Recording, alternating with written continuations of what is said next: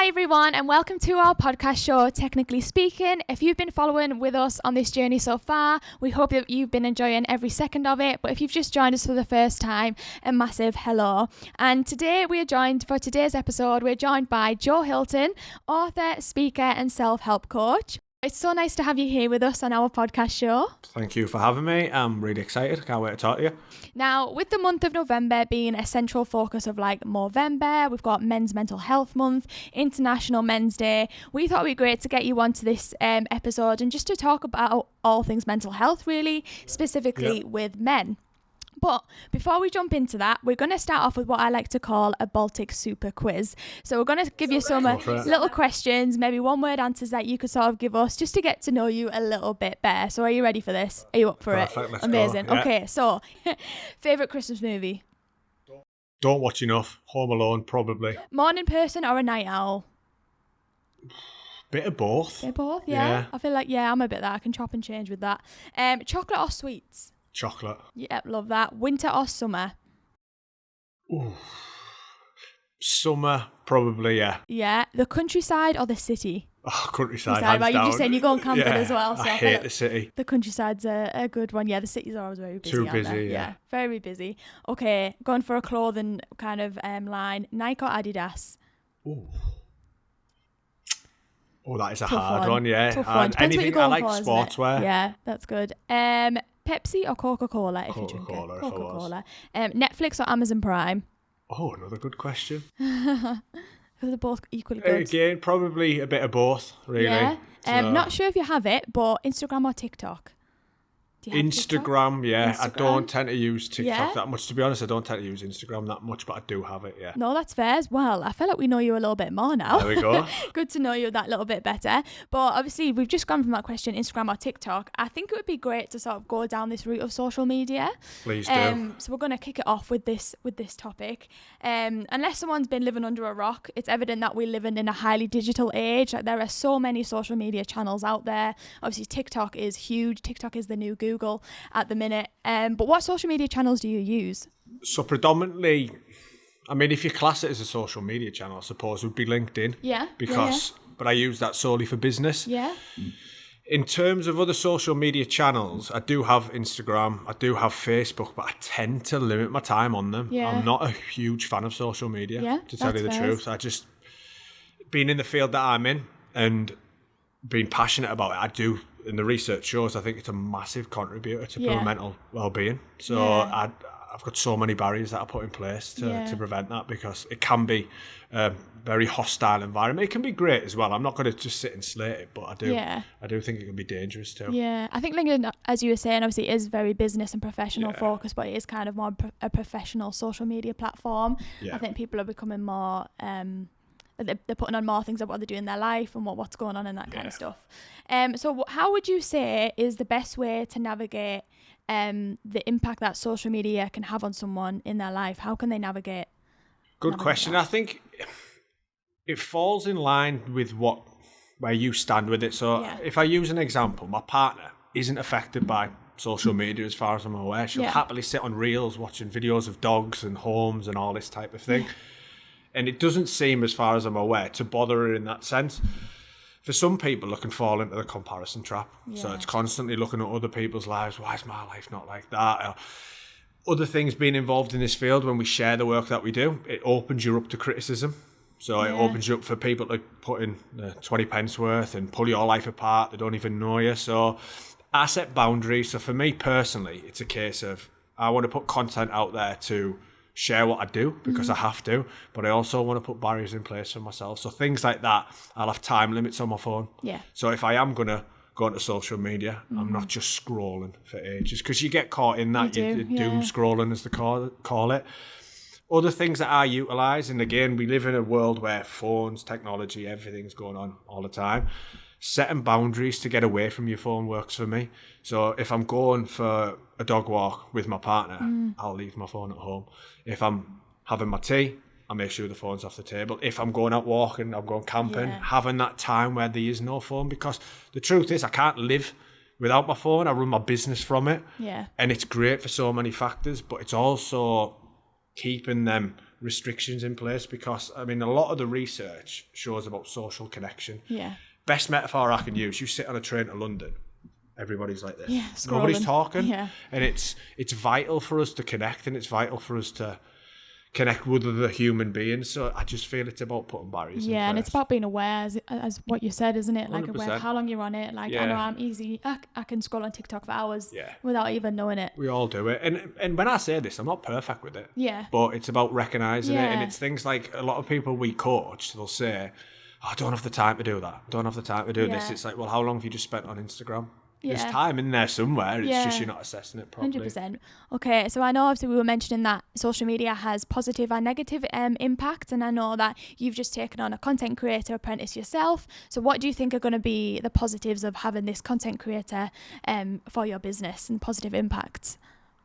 Well, for us, you need content out there, don't you? So as much as I say, it's a noisy world. Yeah. It's hard to get noticed. There's a lot of good content out there, and again, we can't move away from it. So having a big moan about social media is a waste of time, because it's not going anywhere. Yeah, it's true. It's just about managing it. But for us, bringing a content creator in, it's more an aspect of we don't have the time. So when we're coaching, when we're doing things, we don't have the time to or as much time as we'd like to make the content. And the other side of it is, one thing I always say, and I've learned since being in business, it's a really valuable skill. So we know we're not the greatest at it. We're good at coaching. We're good at other aspects, making journals. Like, we want somebody who can learn the trade and follow the trends and dedicate the time to it. So for us, loads of different support. One is it'll create more time for us to do the things that we're good at. But two, hopefully make better content and get us noticed. So it's going to have a real great impact on 100%. You guys. That's so good. So in your opinion, how can individuals differentiate between genuine connection and the potential of damaging elements of social media? Ooh, that is a good question. So do you mean like connections on social media? Yeah. I mean, in terms of, I don't really have a solid answer for that, but I wouldn't say I've made many friends online in that sense. So what I mean by that is I'm connected to people online, but that doesn't necessarily mean that they're my friends. So you can have loads of followers, but it means doesn't mean you have lots of social connections. So for me, it's about understanding who your close people are. Like, I'm not going to go venting about my mental health and sharing my life to people on the internet. If like a personal problem I'm going through with someone I don't know, you have to build that trust. But I suppose it's a tricky topic, because for some people they won't be able to tell the difference. Yeah, it's different from having that in-person connection, isn't it? Yeah, definitely. So we obviously know that social media can have a huge impact on people, young people, older people, on people's mental health. What would you say are some good practices and habits that people can be doing to maintain good mental health in a heavily digital age? Good question. Again, for me, time limits on social media apps, so you don't lose hours upon hours upon hours. That's a starting point, 100%. If you're visiting family and you want to actually connect and speak to one another and not just be sat on your phone while you're trying to spend time with your family, leave your phone in the car, turn it upside down, turn it on silent. I'll be dead honest, sometimes I'm not perfect with it all the time, but I try and put them boundaries in place. I get really annoyed. If I go out and I'm watching people out having dinner together and they're just sat opposite each other on the phones, I'm like, why is he even sat in the same room? It's not connection, it's not quality time. So that's just my beliefs on it. Other things, in terms of protecting yourself, give yourself time just to detox from like digital apps. Like, give yourself the time to think, not just consume all the time. It's in everything we do, really, isn't it? 100%. Like, I mean, work, social life. Again, this is just my beliefs. It's not saying I'm right. It's just what I have to do to work for me. But it is tough. But you've definitely got to protect yourself, because, like I say, there's a lot of dangers with this. You can go on the internet and you can post a video of yourself doing teaching in your field, and someone can jump online and rip you apart, and you've never even met that person in your life. And we've come up against that sometimes, and it's tough, but yeah, you've got to put boundaries in place. I think definitely start to navigate it well. So we're going to move on to sort of a different topic of talking about like life pressure and like general work pressure and maybe being a learner or so we want to discuss like different ways that you can deal with that life pressure, exploring how you can overcome stress while maintaining a good mental health, really. So what strategies or practices have you found effective? Maybe you've been in an exam situation, our learners go through an endpoint assessment. What general life pressures, like what practices advice could you give for those situations of stress and pressure? So it's common. Yeah. We are living, again, if we even think digital or we think the world we live in a fast-paced world. It was on the webinar this morning where people just say life stresses. I don't think we can necessarily... It's hard because everybody is going to face stress in life. It's just about learning to manage it. And it's general well-being strategies that work for you. So for me, to get away from stress and overwhelm, sometimes it's going camping. It's shutting off. It's planning fun, adventure. It's planning well-being time into my day. Sometimes work gets busy and you have to deal with the demands of life. So it's simple tools like identifying your top 3 tasks for that day, focusing on them, and you've only got a certain amount of hours. And it's going to look different for every single person, but there's lots of coaching tools, there's lots of support, there's lots of things that people can have to support themselves, but life is stressful sometimes. It's hard, it is. It's like, I feel like we're in a society that wants everything quicker, faster, goals, targets, outcomes. I struggle with it sometimes personally. I always say I get caught in this cycle. So it's like, I love building a business and I love the hustle and the bustle. But the other side of me really loves the calm and the peace, and it's just finding that middle ground for me where that works for me, because too much work, stressed, overwhelmed, upset. If I just sat in the woods my whole life, I'd probably never run a business. So it's very individual, isn't it? And obviously, as you say, people go through different seasons of life. Our learners range from like ages of 16 upwards, so we have a variety of different age ranges of apprentices, and obviously it's different for everyone, really, isn't it? 100%. And everyone deals with different situations different. So where some people might have a situation at work and rate it, say we look at stress rated not a 10. Some people might have one situation where it's a 10 for them, but it might be a 5 for the other person. A home life, it might be the opposite way around. We all deal with life stresses and situations differently, and that again for me is where self-awareness comes in, and understanding who you are and what you can do to support yourself. Oh, that's great. Thanks for sharing that. So we're obviously in the month of November. It'd be silly if we didn't unpack the topic of Movember. Now, this is obviously a well-known thing which has been around since 2003. And it has gained significant retraction in recent years. And it's also something that women have also been involved in. Obviously not growing a moustache, but they've been involved in different things, like going on walks, going on runs, and raising awareness in that perspective.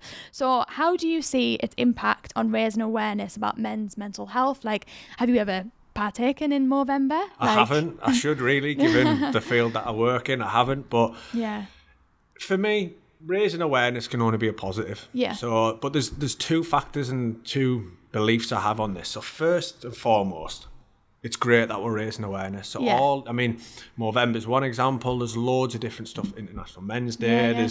There's loads that we could list. Now, raising awareness is a starting point, because for a lot of men, they struggle to open up. So it's still actually breaking that barrier for a lot of men. Whereas someone who's spoke openly about how they feel, I find it quite easy now. So you've got one aspect to that where it's about raising awareness, making sure that men know that it's okay to talk about how they're feeling, and raising men's mental health awareness. So that's definitely one aspect.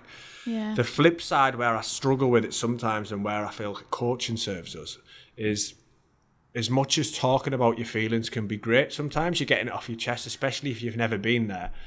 You need to then understand what you're going to put in place to support you. And that's why I always believe that it starts with us.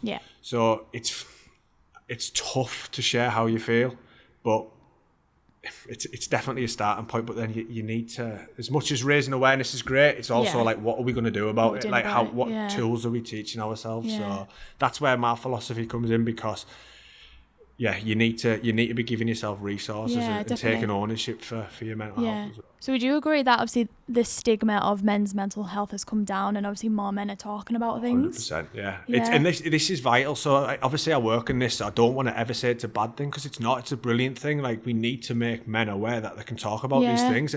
For me, it's reframing that whole narrative. I say all the time, like, it's not weak to talk about your emotions. No. It actually makes you stronger, because the more you understand them, the more intelligent you are with your emotions, and the more it can serve you in life situations. So it's definitely a good thing that it's raising more awareness, but it's still about what else can we be doing to support 100%. It. So another question for you, and I know you've unpacked this a little bit just then, but in your opinion, why is it crucial for men to prioritise and openly discuss their mental health, specifically in traditionally male-dominated environments and workplaces? So firstly, if you're not talking about how you feel, how can you address it? True. So how can you address a challenge if you're not willing to express how you're feeling in relation to it? And when I say that, some men will go away and they will deal with it in their own way. So I'm not saying you just have to go and talk about that's the only way. Of course, it's not. But for me, if we can't communicate with somebody about how we're feeling and address those challenges, then we're going to struggle to work on them. So like, that's, again, it's coming back to that reframe. But I say, like, it's not weak to talk about them, because by talking about them and addressing them, you're learning to deal with them, and that actually fundamentally makes you stronger, because it makes you understand your emotions and work with them. So I think I probably went on a little bit on the same path there, but that's good. So for your company and your business, have you guys done anything for Men's Mental Health Month? Are you doing anything for International Men's Day? So we've worked over with you guys today, delivering coaching, which that to me is my bread and butter. Like, I love coaching. I love sharing my philosophy. I always say, I'm not saying my philosophy is right.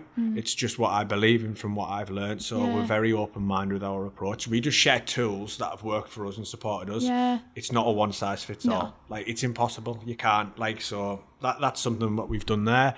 We worked with Tracerco recently with 10 of their male staff, where we delivered the journal plus coaching plus self-help resources. And again, for that's just buying into that philosophy, because when I think about my own personal experience, talking initially was great.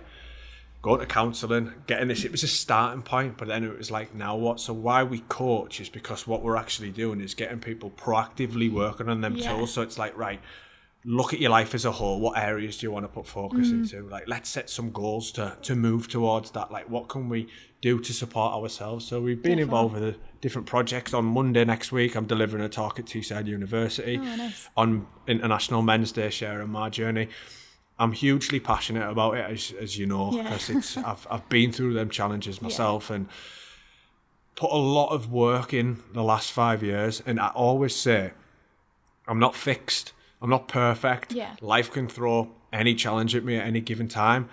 The difference is now I'm obsessed with the field. So I read book after book after book to understand my emotions, to understand why I'm thinking this way. I do everyday assessments. I'm journaling every day. I'm really looking at myself. Like, it's taken a lot of work, but the reason that I want to share it and do it is because I want people to know that there is stuff that you can do to support yourself. So for those people listening who maybe don't know of you and don't know of your business, what is the impact of journaling? Like, obviously it's the bread and butter of your company. So what is the impact of this? So it's always a funny one with journaling, because I always say, when I was first introduced to this idea, I was like, I'm not writing a dear diary. Like, my ego totally got in the way. And for me, journaling, if I use my own experience, what it allowed me to do was get everything out of my head onto a piece of paper. So rather than, I'd often describe myself as arguing myself from morning until evening, just circulating thoughts all the time. So what it allowed me to do is get them from here onto somewhere that I could see, and then I could work through them and break them down. But there's different aspects to journaling as well. So one aspect is just emptying your head completely and just like unloading, getting everything out, and that can help. Another aspect of journaling is structured journaling. So this is where we'll come in with, it's like goal setting, putting your focus, where you're going to place your focus, like what does your well-being, and just prompts and tools to get you thinking. There's hundreds of benefits, and it's becoming more, in my opinion, more normalized now, and there's lots of research out there to show it's definitely number of benefits. And for me, I just want to keep getting the message out there more. So, and we've got a project coming up soon with Hull KR, which is a journal for male rugby players who run into each other for fun. So it's breaking them barriers for them where they might be able to help them as well. But it's worked for me. Some people it won't work for. It's been a profound tool for me that I can't help but talk about it. Yeah. So I think I like when you said obviously it's not a one size fits all. Like obviously you need to find your own niche of helping you and your mental health and that kind of stuff. 100%. Okay, so we're going to jump over to a different topic now. So we're going to talk about transitioning into your first job, or maybe you're changing jobs, or our learners are entering into their first apprenticeship. Yeah. So we just want to get from you some top tips on getting into a new job, managing anxiety and managing worry and maybe not knowing what's ahead. Yeah. So how can individuals navigate the challenges of the workplace while prioritising mental and emotional well-being?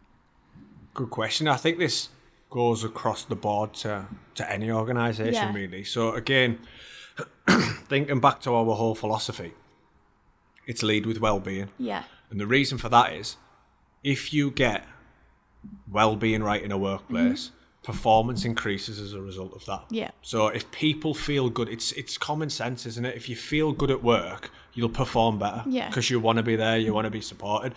In terms of for supporting yourself, we've talked about this in the workshop today. It's taking that time to make sure you plan that into your life.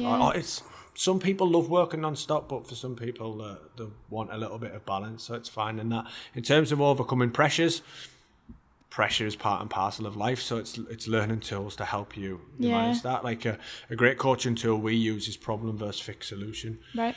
Problem mindset versus fixed mindset. Right. So solution-based mindset versus fixed mindset. So what it is if you're facing a challenge in life, looking at it and thinking, right, how can I work on this to find a solution, right? If we focus on the problem, that problem grows bigger. It grows. We can't, and I've done this myself, so it's just looking at tools, coaching questions, tips and tricks to try and reframe it. Reframing's a big part of what we do. I think if you go through different situations, obviously at work and in life, you obviously learn from different moments, and you obviously put them into practice and know how to deal with those situations. And any given day can throw anything at you. Yeah. So it's like, it's all, again, look at this, like as it stands currently, I feel great. My fitness is good, my relationship is good, like my health's good, everything's fantastic. I could go out there tomorrow and something could happen, which just throws everything. And this is life. It's up and it's down. It's like work, careers. There's some days in business are fantastic, some days are hell. Like it's just part and parcel of it. And it's understanding that this is one thing I truly believe in. There's something called the law of polarity. So one of the things that I really dislike about the personal growth industry is this just think positively all the time, like, oh, happy vibes. As human beings, we experience a broad range of emotions. So you're going to have bad days, you're going to have challenging days, but then you're going to have good days as well. And it's that law of polarity. Everything's got an equal and opposite, and it's just learning to navigate that. And if you're not just thinking positively every day, there's not something the matter. Yeah, 100%. I know I talk a lot because I get that excited, but and I sometimes tend to go off. But that's my belief. Good. Obviously passionate about this sort of area. But while we have you, Joe, have you got any other inspiration, top tips, advice that you'd love to give our learners and listeners, specifically around like men's mental health? Obviously, while we're on this topic of this month. Yeah. So I mean, starting point, even though we've touched on it, I say it's not enough, is if it is something you're struggling with, like go and speak to somebody. And when I say go and speak to somebody as well, counselling, specialist support is often needed, but sometimes for lads it can be just as simple as talking to your mates. Yeah. Like my best mate is my best counsellor. Simple as that, because we have got so comfortable with each other in terms of talking about how we feel. It's normal. Like I'm talking about a lad here who's been to jail. He's a rough and ready lad and will happily go for a walk and talk about what's been going on in our life, how we're feeling. Yeah. And it starts with that, and often that's just enough. And then, I mean, again, probably to expand on that, just some of the things that I've said is start thinking about what you can do to support yourself. So one of the challenges we're facing in society now is huge waiting lists. Like demands are getting more for support services. So what's some small steps you can take for yourself? And small steps is just that. It could be something as simple as, right, I want to get a little bit healthier. I want to get a little bit fitter. What's one simple thing I could do to support myself with that? And it's just looking at your life as a whole, really. Yeah, definitely. Yeah. I love that so much. Yeah.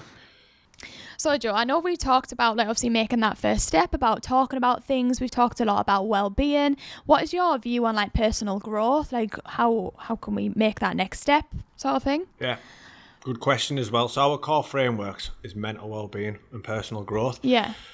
And the reason that I do this, I've talked about leading with mental well-being. And again, if you get well-being right, you're more likely to perform better at work and all these other aspects. But the best way I can summarise why we use personal growth is there's a book by Matt Haig. It's called The Midnight Library. And he basically said, depression is the feeling of seeing no hope and no future. And when I think of myself, that's where I was, right? So I really struggled with that. I was just like, what's the point? Where am I going? I had no direction. So personal growth for me is about setting them things to move forward. So how can you grow in areas of your life? And personal growth isn't just careers or finance or business. Personal growth is relationships, it's health, it's all aspects to your life. So I truly believe in the philosophy, and it's not about being perfect, it's not about hitting every goal, but I believe in the philosophy because what it allows people to do is assess areas of their life and then make steps in that to make progress. And when you start making progress, you start feeling good and you start seeing changes, and you feel like you're making steps in your life. So the two just sit hand in hand for me personally. I think it's such an important aspect, thinking about where can I make improvements, what areas of my life do I want to get better at. Yeah, so that's brilliant. I love it. I love the field. It's just been life-changing for me, and it's why for some people it's a little bit over the top and crazy, but for me it's been a huge tool. Like I love it. So no, I love that. Thank you so much for sharing that. And I know throughout this episode you shared so much insight and your perspective of specifically men's mental health. So we really appreciate you taking the time to share this with us. But how have you found being a guest on this? It's been good. This podcast show? Yeah, it's been a while now since I've done anything like this. Obviously, we used to have our own. I like this because, I mean, I know, I'll be honest, I sometimes ramble a little bit. I get that excited and passionate, but it's nice because it's a general conversation, and you've made it easy for me as well, which is good. So it's good. I like talking to people. I could talk about this stuff all day because I'm so passionate about it. So just before we go, is there any sort of resources, any digital resources from your company or elsewhere that you know of that you could provide to our listeners? Yeah, 100%. So first and foremost, if you're not following me on LinkedIn, so it's Joe Hilton, author, self-help coach. I've got journal downloads, journal questions, prompts, guidelines, how to get started. That's often a barrier for a lot of people. I don't know where to start. Yeah.